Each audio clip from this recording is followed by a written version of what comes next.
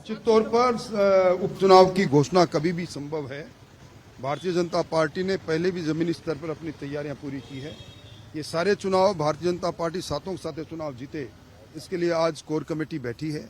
अब core committee की अगली बैठक दिल्ली में होगी और उस पर विचार करके हमारे संभावित उम्मीदवारों के बारे में हमने चर्चा की। सदस्यता अभियान के बारे में मोटे तौर पर समीक्षा हुई है, संतोष व्यक्त हुआ और उसको और आगे बढ़ाया जाएगा। दिल्ली में आज होने वाली बात यह है कि अभी प्राथमिक तौर पर क्या 2-2, 4-4 नाम तय हुए हैं? अभी इसके बारे में मैं कुछ नहीं कह सकता, प्रदेश अध्यक्ष जी कहेंगे, पर हमने चर्चा की रणनीति। जो है वो रोजाना आपको कभी आपके नेताओं को पर्ची के मुख्यमंत्री, पूरे पुरानी ब्यूरोक्रेसी सरकार चला रही है, हमारे लोग सरकार ब्यूरोक्रेसी किसी सरकार की होती है, किसी पार्टी की नहीं। यही नौकरशाह कांग्रेस में भी पदों पर थे और बीजेपी में पदों पर है। नौकरशाह को पार्टी के विचार के आधार पर बांटना, पार्टी के आधार पर बांटना उचित नहीं है।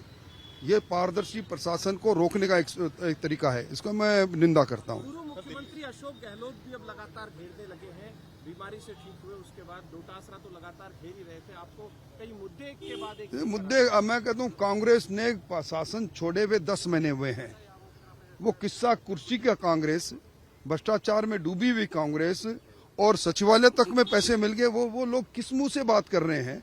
अभी हरियाणा की हार से उनके तमाचा लगा है और आगे और हार की तैयारी कांग्रेस। एक आखिरी सवाल और कि वही किरोड़ी लाल मीणा, वही आप, वही सतीश पूनिया, बहुत सारे लीडर थे, भजन लाल जी भी आपकी टीम में थे, आप लोग लगातार आंदोलन करते थे। जो कुछ मुद्दे हैं जो किरोड़ी लाल मीणा लगातार बता रहे हैं, उन मुद्दों पर कब निराकरण? देखिए, जिन मुद्दों को हमने विपक्ष में रहते हुए उठाया था, उन मुद्दों पर कारगर कार्रवाई हो रही है, हो चुकी है, कुछ में और होगी। और उसमें हम लोग व्यक्तिगत तौर पर जिन मुद्दों को पर विधानसभा में बोले हैं, मुख्यमंत्री से व्यक्तिगत तौर पर भी कहेंगे, उन पर कार्रवाई होगी।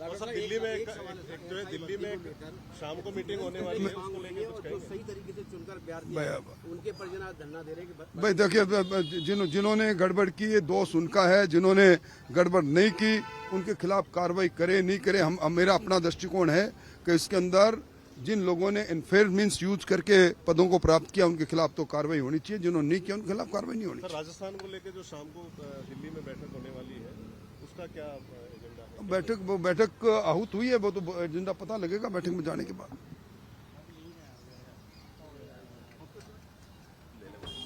तो पूर्व नेता प्रतिपक्ष राजेंद्र राठौड़ को सुन रहे थे आप।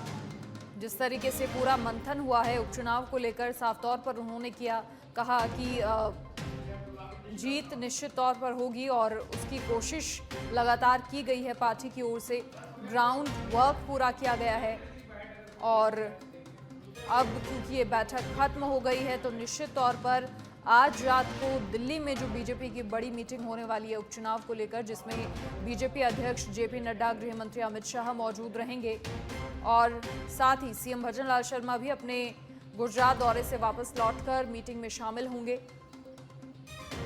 प्रदेश अध्यक्ष मदन राठौड़ मौजूद रहेंगे, प्रदेश प्रभारी और सह प्रभारी भी मौजूद रहेंगे और आज मीटिंग से जो निष्कर्ष निकला, जो नामों का पैनल बना, वो केंद्रीय नेतृत्व को सौंपा जाएगा। इस बीच जो टिकट के दावेदार हैं, उनकी भी जबरदस्त भागा दौड़ रही है, लॉबिंग पूरी रही है